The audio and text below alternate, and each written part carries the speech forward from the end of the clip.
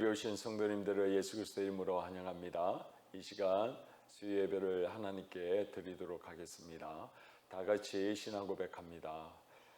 전능하사 천지를 만드신 하나님 아버지를 내가 믿사오며 그 외아들 우리 주 예수 그리스도를 믿사오니 이는 성령으로 잉태하사 동정녀 마리아에게 나시고 본디오 빌라도에게 고난을 받으사 십자가에 못 박혀 죽으시고 장사한 지 사흘 만에 죽은 자 가운데서 다시 살아나시며 하늘에 오르사 전능하신 하나님 우편에 앉아 계시다가 저리로서 산자와 죽은 자를 심판하러 오시리라.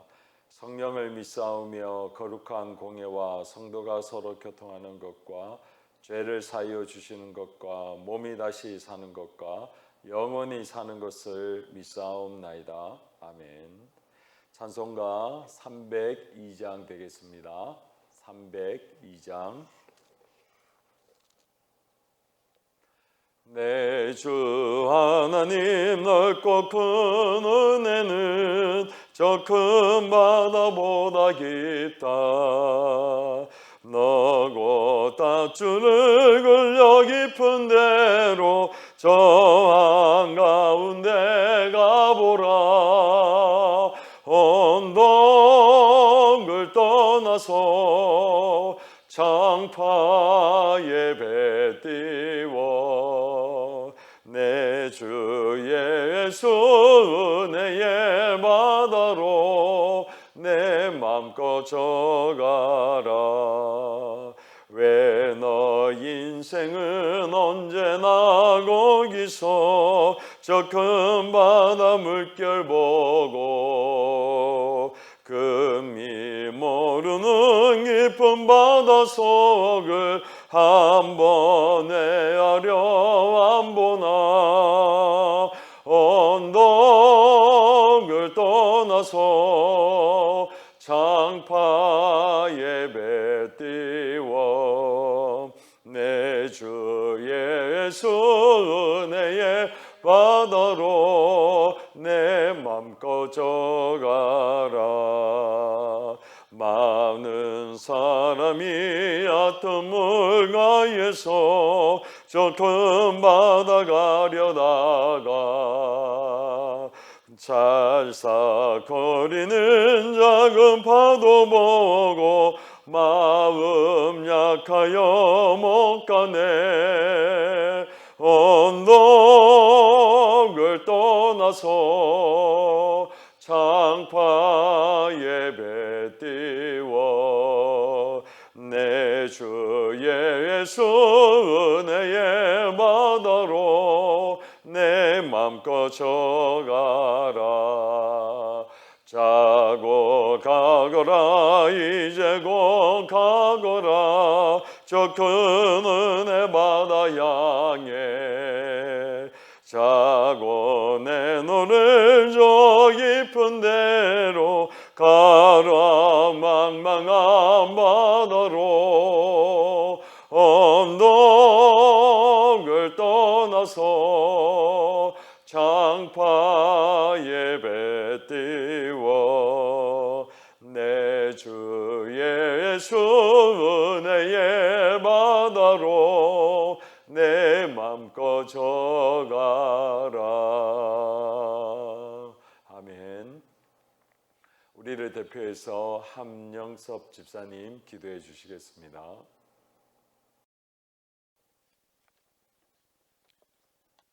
저희들의 모습이 어떠하든지 택하셔서 하나님을 아버지라 부를 수 있도록 하신 하나님, 오늘 저희들이 수요일 예배를 드리기 위하여 각 가정에 모여 있습니다. 이 시간 먼저 저희들의 모든 죄들이 기억나게 하옵시고 주님 앞에 회개케 하옵소서. 그리하여 구원받은 자의 삶을 살아갈 수 있도록 하옵소서. 영상으로 드려지는 이 예배 중에도 하나님의 임재와 성령의 은혜를 입게 하여 주옵소서. 이 족을 위해 기도드립니다. 코로나19로 인하여 수많은 사람들이 생명을 잃기도 하고 경제적으로 빈궁에 처하며 삶이 힘들어지고 있습니다. 하루속히 코로나19의 장거리 멈추어지고 물러가게 하옵소서. 그래서 우리 국민들의 삶이 빨리 정상으로 회복되게 하옵소서. 대통령을 비롯하여 많은 공무원 및 의료진들이 지치지 않게 하옵시고 건강을 잃지 않아 국민들을 잘 보호할 수 있게 하옵소서. 특히 작은 교회 어려움이 더 많다고 하오니 그곳에 주님 은혜가 더욱더 풍성하여지기를 간절히 간구합니다. 또한 국가적으로 국회의원 선거를 앞두고 있습니다. 우리 국민들이 정말 신실하고 참된 국회의원을 선출하게 하옵시고 그들이 이 조국과 나라를 위하여 일하게 하옵소서. 이곳 울산을 위하여 기도드립니다. 하나님의 은혜로 물질이 풍요한 울산이 되었지만 아직도 구원의 복음은 제대로 전파되지 않고 있습니다. 이곳 울산이 복음화되게 하옵소서. 울산에서 이루어지는 각 선교기관들과 교회의 성령의 은사를 다하사 더욱더 하나님 은혜가 풍성하여지고 그것이 흘러 넘쳐 울산을 복음화되게 하옵소서. 울산 남교회 성도들에게 주님의 은혜가 넘쳐나기를 간구합니다. 이곳 울산 남교회가 흐르는 시냇물과 같은 곳이 되고 저희들은 그 옆 포도나무같이 풍성한 가시를 맺게 하옵소서. 장승인 목사님을 통하여 전달되는 하나님의 말씀이 저희 성도들이 세상에서 살아가는 힘과 양식이 되게 하옵소서. 다음 세대인 주일학교 아이들이 어릴 적부터 하나님을 알고 예수님을 만나 그들의 꿈꾸는 세상이 하나님의 나라가 되게 하옵시고 하나님의 신실한 자로서 이 나라의 지도자들이 되게 하옵소서. 이 교회를 통하여 우리 모든 성도들이 하나님의 은혜를 더욱더 입게 하여 주옵소서. 이 예배의 시종을 주님께서 주관하시고 하나님의 임재가 있는 시간 되기를 간절히 소망합니다. 이 모든 것을 우리 주 예수 그리스도의 이름으로 기도드립니다. 아멘. 하나님의 말씀 봉독하겠습니다. 요한복음 1장 43절에서부터 51절까지 말씀입니다. 요한복음 1장 43절에서부터 51절까지 말씀, 신약성경 143페이지 되겠습니다. 1장 43절에서부터 51절까지 제가 봉독하도록 하겠습니다. 이튿날 예수께서 갈릴리로 나가려 하시다가 빌립을 만나 이르시되 나를 따르라 하시니 빌립은 안드레와 베드로와 한 동네 베세다 사람이라. 빌립이 나다나엘을 찾아 이르되 모세가 율법에 기록하였고 여러 선지자가 기록한 그 일을 우리가 만났으니 요셉의 아들 나사렛 예수니라. 나다나엘이 이르되 나사렛에서 무슨 선한 것이 날 수 있느냐. 빌립이 이르되 와서 보라 하니라. 예수께서 나다나엘이 자기에게 오는 것을 보시고 그를 가리켜 이르시되 보라 이는 참으로 이스라엘 사람이라 그 속에 간사한 것이 없도다. 나다나엘이 이르되 어떻게 나를 아시나이까. 예수께서 대답하여 이르시되 빌립이 너를 부르기 전에 내가 무화과 나무 아래에 있을 때에 보았노라. 나다나엘이 대답하되 랍비여 당신은 하나님의 아들이시오 당신은 이스라엘의 임금이로소이다. 예수께서 대답하여 이르시되 내가 너를 무화과 나무 아래에서 보았다 하므로 믿느냐. 이보다 더 큰 일을 보리라. 또 이르시되 진실로 진실로 너에게 이르노니 하늘이 열리고 하나님의 사자들이 인자 위에 오르사 오르락 내리락 하는 것을 보리라 하시니라. 아멘. 할렐루야. 3일 동안도 주님 안에서 잘 지내셨는지요? 이제 만연한 봄입니다. 도로가에 보면 개나리 그리고 벚꽃이 만개하고 있는 것을 보게 됩니다. 참 좋습니다. 그 차디찬 겨울을 이제 지나가고 따뜻한 만물이 소생하고 있는 봄이 찾아왔습니다. 코로나19로 말미암아 움츠렸던 우리의 마음, 또 우리의 경제, 또 우리와의 사람과의 관계가 어서서히 봄이 찾아오고 또 그동안 나누지 못했던 웃음꽃이 활짝 피기를 소원하고 그리고 기도하고 있습니다.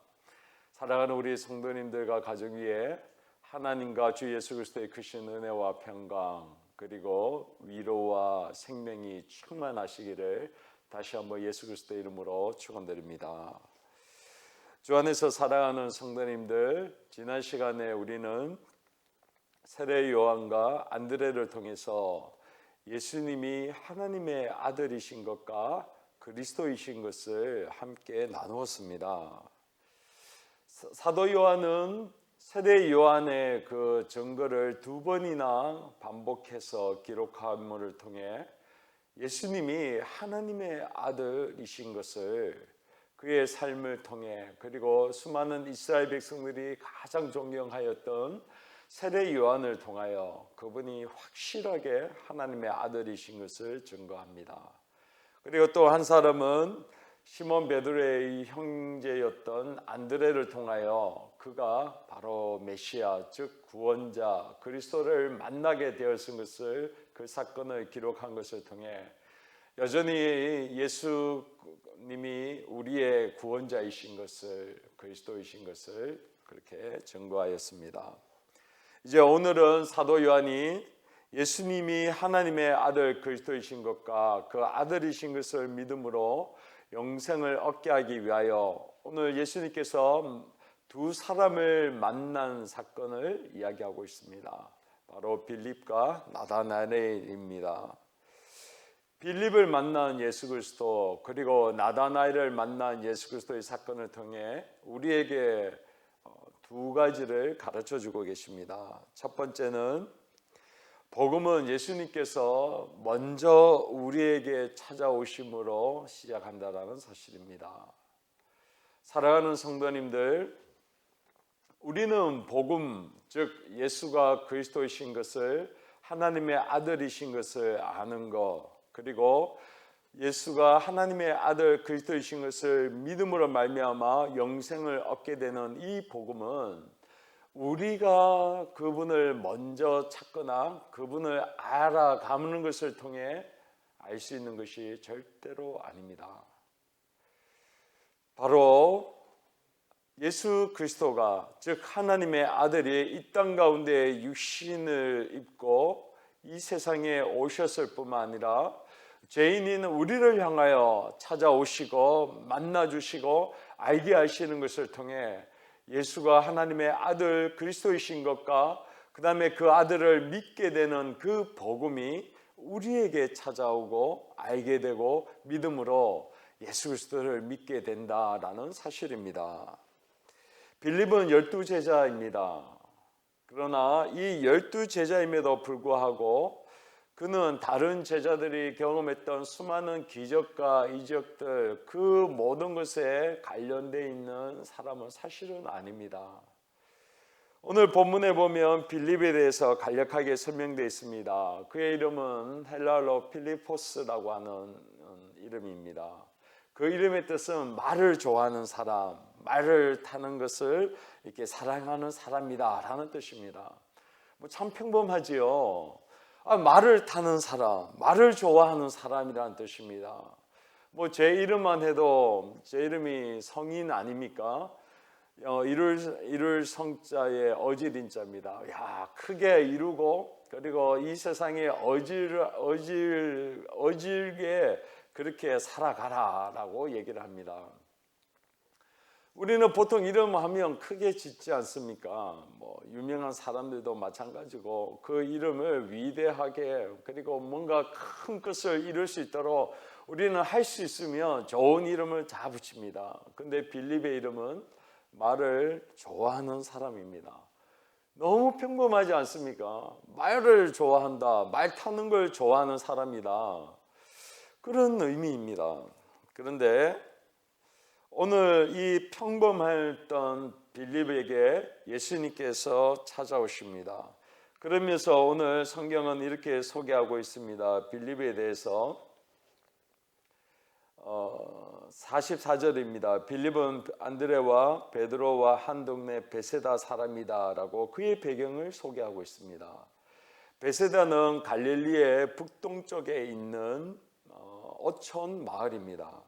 즉 안드레와 베드로와 같이 한 동네이기 때문에 그 어촌에 살았던 사람입니다. 이 사람이 베드로처럼 어부일을 했는지 안 했는지는 성경에 나와 있지 않습니다.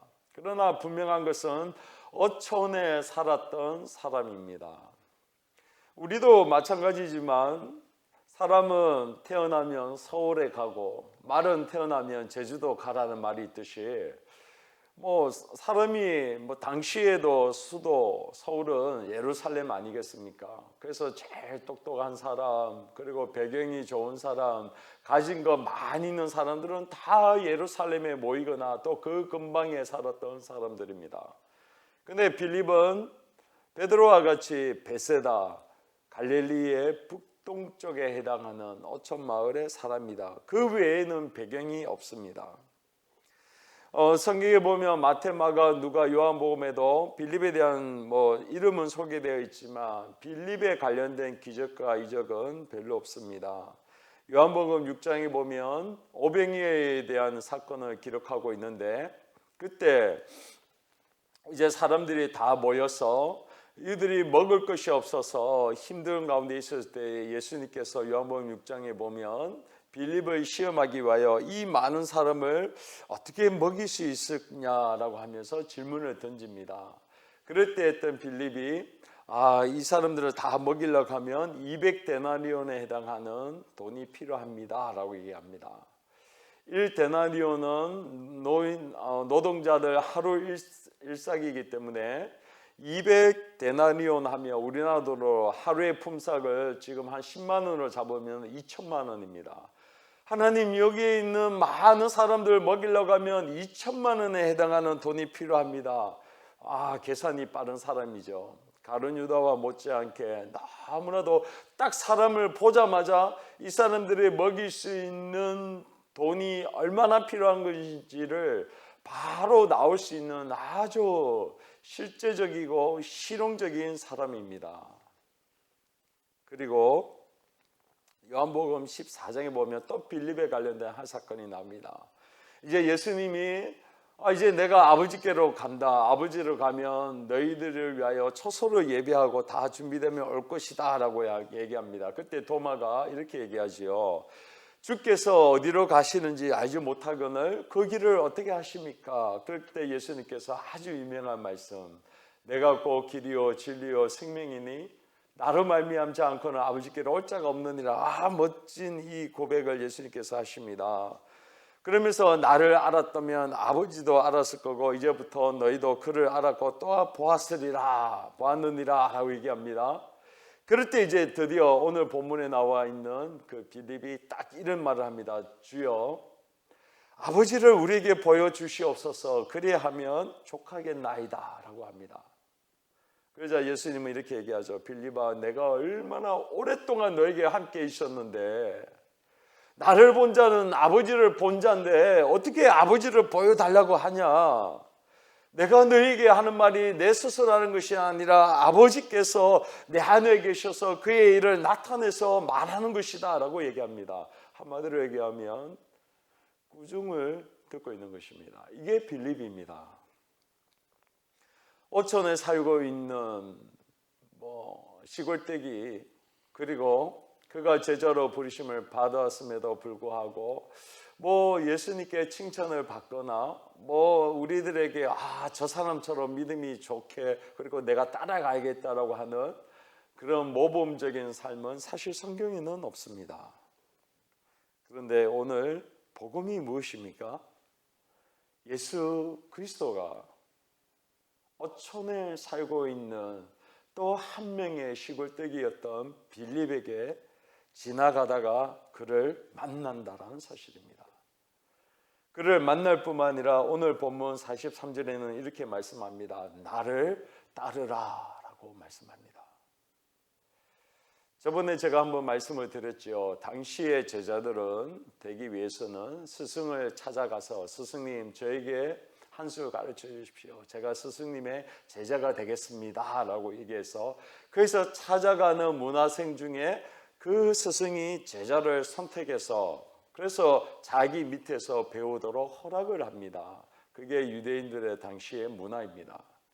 그런데 오늘 예수님은 그 베데스다 그 마을을 지나가면서 빌립을 어떻게 보면 그를 만나기 위하여 그것을 지나갔고 그리고 그를 보자마자 나를 따라오너라 라고 그렇게 콜링을 하고 있습니다. 그러므로 말미암아 빌립이 예수를 만나게 되고 알게 되어집니다. 그래서 빌립이 예수님에 대해서 알게 되는 것을 이제 나다나엘의 고백을 통해서 알게 되지요. 45절에 보면 빌립이 나다나엘을 찾아 이르되 모세가 율법에 기록하였고 여러 선지자가 기록한 그 일을 우리가 만났으니 요셉의 아들 나사렛 예수니라 라고 얘기합니다. 예수님이 빌립을 직접 찾으러 갔고 그를 만났고 그를 부름으로 말미암아 그가 제자로 그리고 바로 예수가 그리스도이신 것을 내가 만나게 되었다라고 얘기합니다. 이것이 복음입니다. 사랑하는 성도님들, 로마서 3장에 보면 의인은 없나니 하나도 없고 하나님을 찾는 자도 없고 다 치우쳐서 무익하고 선을 행하는 자가 없으니 하나도 없고 그의 목구멍은 열린 무덤이고 그리고 그 혀로는 속임을 일삼고 그 입술에는 독사의 독이 가득 있다라고 성경을 말씀하고 있습니다. 우리가 예수 그리스도를 알게 되고 그리고 그가 하나님의 아들 그리스도인 것을 믿음으로 영원한 생명을 얻게 되는데 그 시작점이 어디냐? 예수 그리스도가 우리를 찾으시고 우리를 만나시고 그분이 예수 그리스도 하나님의 아들이신 것을 알게 하는 것을 통해 복음이 우리 가운데에 주어진다라는 것입니다. 만약에 오늘 사도 요한이 예수님이 하나님의 아들 그리스도인 것을 증거하기 위해서 이런 베세다에 있는 시골뜨기인 빌립이 아니라 만약에 기독교를 국교로 했던 콘스탄티누스 황제가 그렇게 예수님을 만나고 알게 됐던 그 사건을 기록한다고 하면 얼마나 멋지고 얼마나 드라마틱하겠습니까? 아니 시골뜨기 그 한 명이 개종하는 것보다 로마 황제인 콘스탄티누스 황제가 그렇게 예수 그리스도를 만나게 되고 알게 되었다고 하는 그 사건이 성경에 기록되어져 있다고 하면 성경학자들이든 수많은 지성인들이든 많은 사람들이 예수님을 더 알고 믿어지게 되지 않겠습니까? 그런데 오늘 예수님은 그런 최고의 권력자인 콘스탄티누스 황제를 만난 사건을 성경에 기록하라고 하지 아니하시고 너무나도 평범할 뿐만 아니라 이 세상에 아무도 주목하지 아니하는 빌립을 만난 사건을 기록하게 하십니다. 세례 요한은 당시에 유대인들에게 있어서의 최고로 존경받던 영적인 지도자요. 또 세례 요한의 그 제자 안드레라고 한다고 하면 그래도 그들은 사람들이 주목하고 그리고 사람들이 인정할 사람입니다. 그러나 빌립은 그러한 세례 요한하고도 관계없는 어떻게 보면 성경에 기록되어지지 아니했다고 하면 어느 누구도 그를 알아주지 아니할 너무나도 평범한 사람입니다. 이 평범한 사람에게 복음이 들어가고 예수 그리스도 하나님의 아들이 그 평범하신 예수 그리스도 그를 만나게 됨으로 말미암아 그 속에 있는 그리스도이신 것을 그리고 하나님의 아들이신 것을 알게 하셨던 그 은혜가 바로 빌립에게 주어져 있다는 것입니다. 이처럼 복음은 바로 예수님께서 먼저 우리에게 찾아오시고 우리를 부르심으로 말미암아 우리가 구원, 복음, 그리고 하나님의 자녀가 되는 권세, 그리고 영생이 주어진다라는 것입니다. 둘째로 복음은 예수님께서 먼저 아심으로 시작됩니다. 주 안에서 사랑하는 성도님들, 아까 제가 로마서 3장에 말씀드린 것 같이 우리는 하나님을 알지도 못하고 찾지도 아니한 사람들입니다. 철저하게 죄로 말미암아 하나님을 배척하고 하나님을 알지 못하고 죄로 둘러싸여 있고 모든 것이 하나님을 대적하는 이 세상에 있는 시스템 속에 살아가기 때문에 우리가 하나님을 알고 믿는 가능성은 0% 있던 절망적인 사람이었습니다. 그런데 그런 우리에게 복음이 무엇이냐? 예수님께서 먼저 아심으로 우리를 아시고 기억하시고 또 우리를 만나주는 것이 복음이다라고 말씀합니다. 오늘 말씀을 한번 잘 보십시오. 이제 45절부터 보면 이렇습니다. 빌립이 나다나엘을 찾아 이르되 모세가 율법에 기록하였고 여러 선지자가 기록한 그 일을 우리가 만났으니 요셉의 아들 나사렛 예수니라. 이제 빌립이 나다나엘을 찾아가서 나다나엘에게 예수님을 소개합니다. 여러 선지자가 기록한 그 일을 우리가 만났고 그리고 요셉의 아들 나사렛 예수다 얘기합니다. 자기 혼자 내가 만났다고 얘기 안 하고 성경은 우리가 만났다라고 얘기합니다. 사랑하는 친구인 나다나엘에게 나뿐만 아니라 수많은 사람들이 지금 예수를 만났고 그 사람이 바로 구약서에 있는 수많은 선지자들이 얘기했던 그 약속하신 그 사람이다 라고 소개를 합니다. 그러자 46절에 뭐라 얘기합니까? 나다나엘이 이르되 나사렛에서 무슨 선한 것이 날 수 있느냐? 빌립이 이르되 와서 보라 얘기합니다. 빌립이 복음을 선포합니다. 아까 얘기한 것처럼 바로 예수님께서 먼저 우리에게 찾아오심으로 복음이 시작됐다고 말씀드렸습니다. 이제 복음이 빌립을 통하여 우리에게 찾아왔습니다. 복음이 임하였습니다. 하나님의 은혜가 그의 가운데 임하였음에도 불구하고 오늘 나다나엘은 그가 가지고 있었던 세상적인 가치관, 기준, 그리고 그가 있는 수많은 세상의 기준, 그 모든 것들을 통해 뭐라 얘기합니까? 나사렛에서 무슨 선한 것이 날 수 있느냐라고 얘기합니다. 하나님의 복음이 빌립을 통하여 지금 영광 가운데 오고 있고 어두움 가운데 오고 있는데 어둠의 대표적인 상징이었던 나다나엘은 이 복음을 거부합니다. 그리고 그가 살고 있고 알고 있고 믿고 있었던 세상의 가치관과 기준으로 나사렛이라고 하는 그 시골에서 어떻게 하나님의 아들 그 위대한 인물이 나올 수 있냐라고 하면서 이 복음을 거부하는 사건을 성경이 기록하고 있습니다. 바로 하나님의 세계와 죄인이 살고 있는 육적인 세계가 두 개가 부딪히고 있는 것을 성경은 바로 나다나엘의 이 사건을 통해 우리 가운데에 들려주고 있습니다. 주 안에서 사랑하는 성도님들, 우리가 살고 있는 어둠 가운데 빛이 와서 그 빛이 우리 가운데에 비쳤는데 어둠이 알지 못하였다라고 우리가 요한복음 1장에서 우리 나눴지요. 1장에서 그 어두움이 깨닫지도 못하고 알지 못하는 그 어두움 가운데 오셨던 빛이 왔음에도 불구하고 그리고 구원을 받을 수 있는 기회가 주어졌는데도 불구하고 그가 철저하게 외면하고 거부합니다. 그런데 어떻게 합니까? 본문에 보면 다시 이렇게 나옵니다. 빌립이 이르되 와서 보라라고 얘기합니다.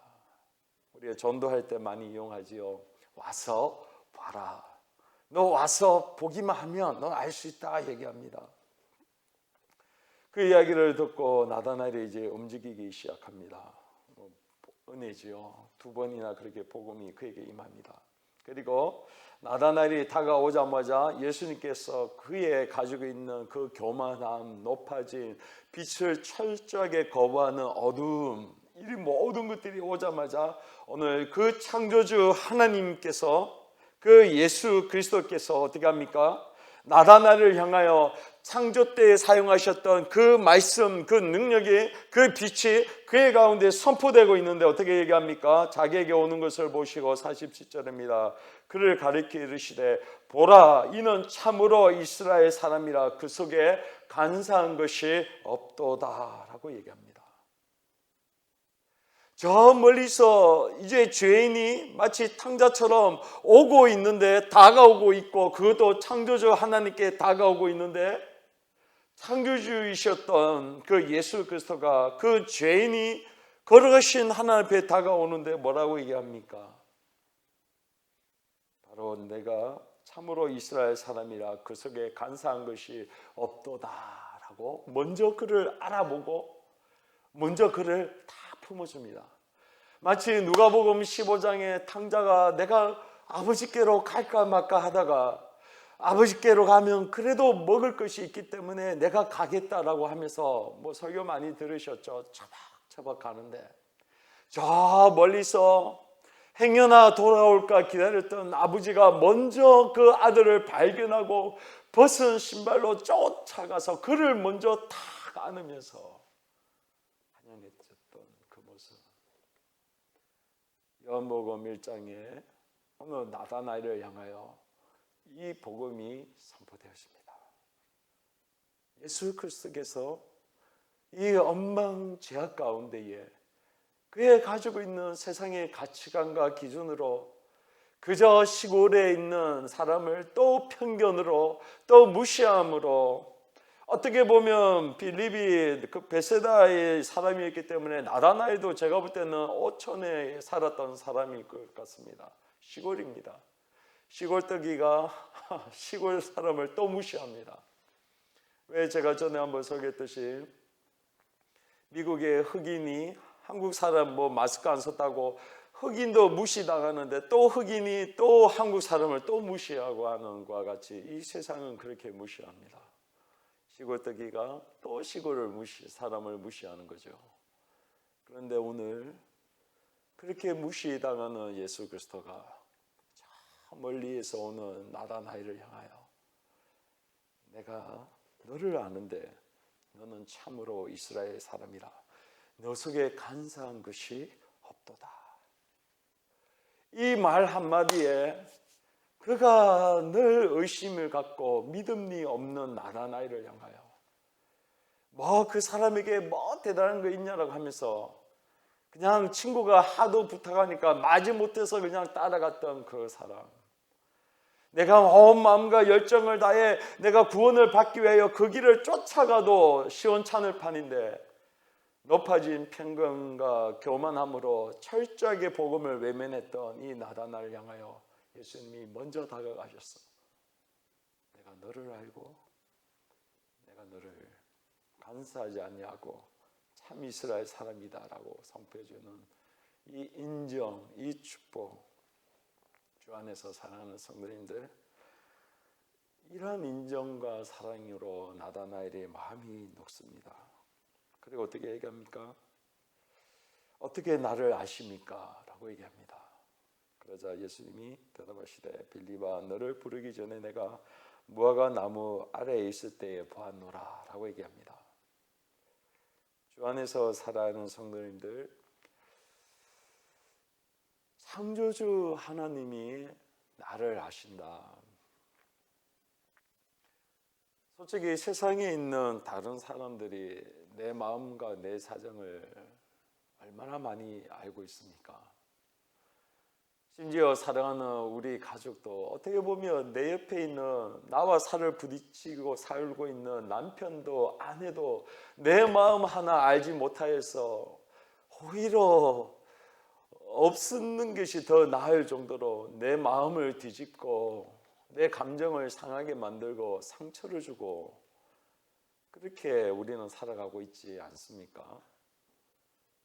그래서 이 세상 가운데 나를 진짜 아는 그 한 사람만 있어도 그 사람은 이 나그네 같은 삶을 살아가는 이 세상에 정말 행복하다라고 얘기하는데, 오늘 모든 만물을 창조하신 거룩하신 하나님, 그리고 그 거룩하심 앞에 도저히 죄인이 로마서 3장 23절에 모든 사람이 죄를 범하여 하나님의 영광에 이르지 못하였다라고 말씀하는 영원한 심판과 지옥 가운데 있었던 그 나다나엘, 그에 가지고 있던 편견, 그럼에도 불구하고 주님께서 그 많은 사람들 가운데 내가 너를 알고 있고 너는 참 이스라엘 사람이라고 말하는 그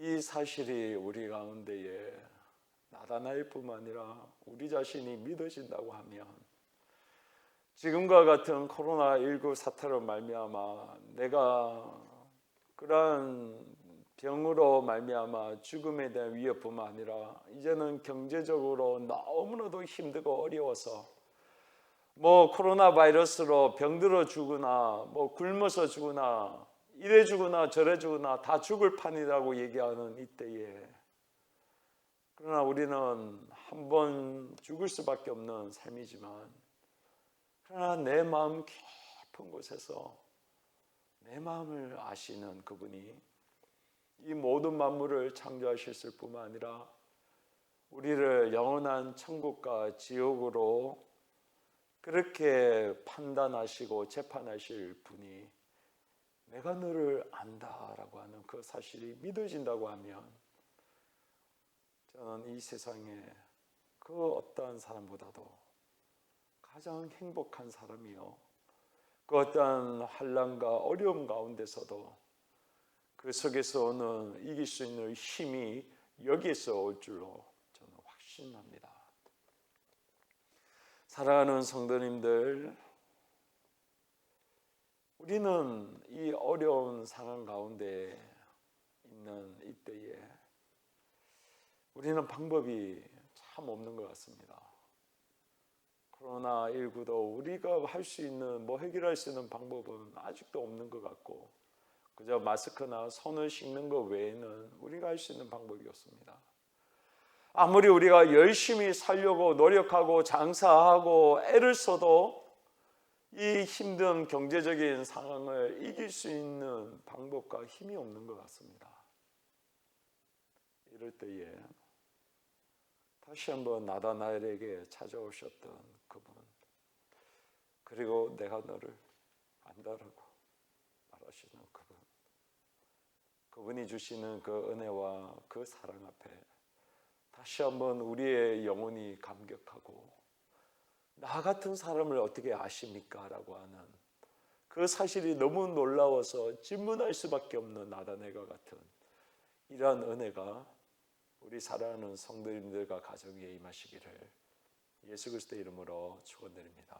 기도하겠습니다.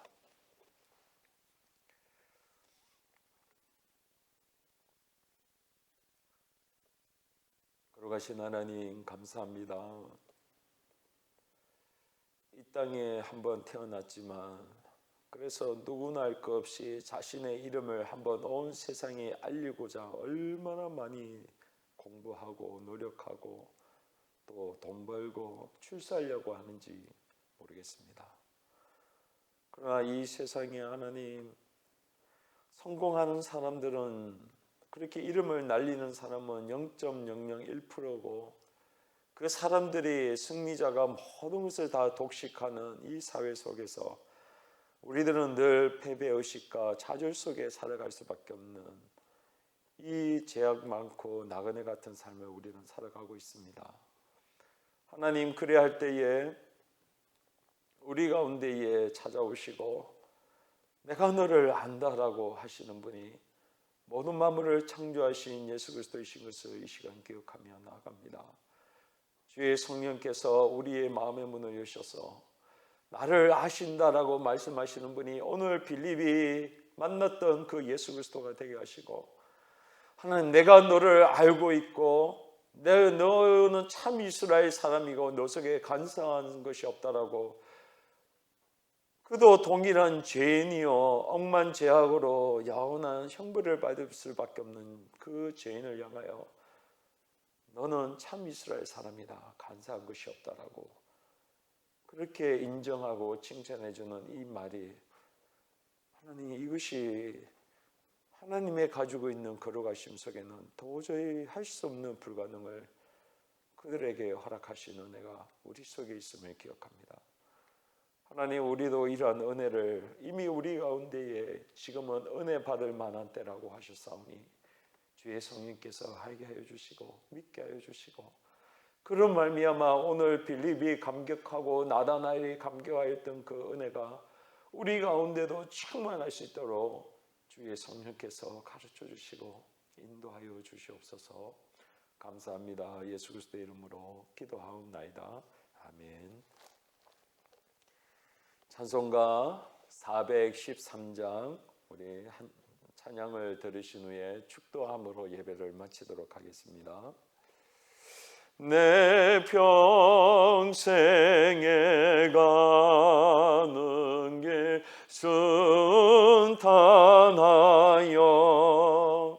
늘 잔잔한 강 같든지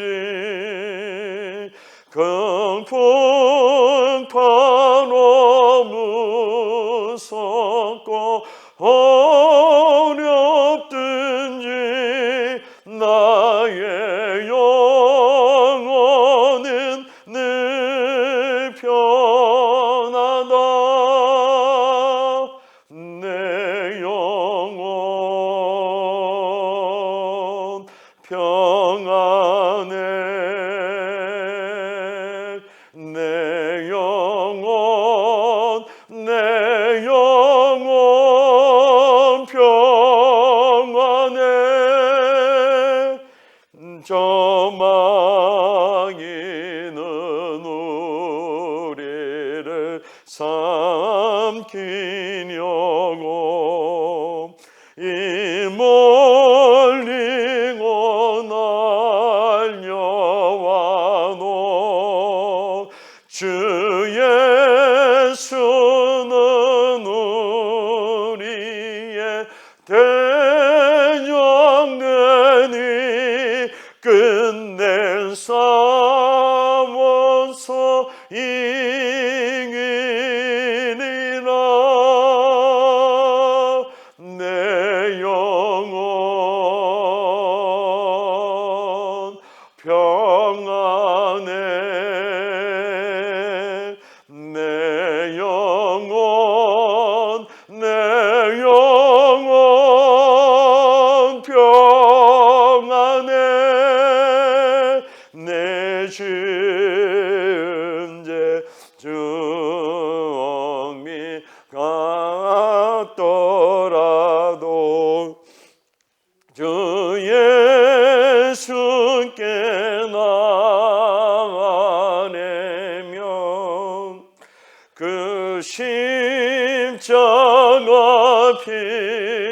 피로써 다시 수사 힘은 못나도 정하리라.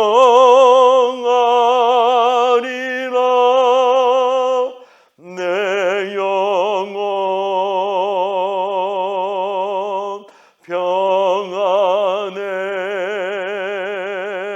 내 영혼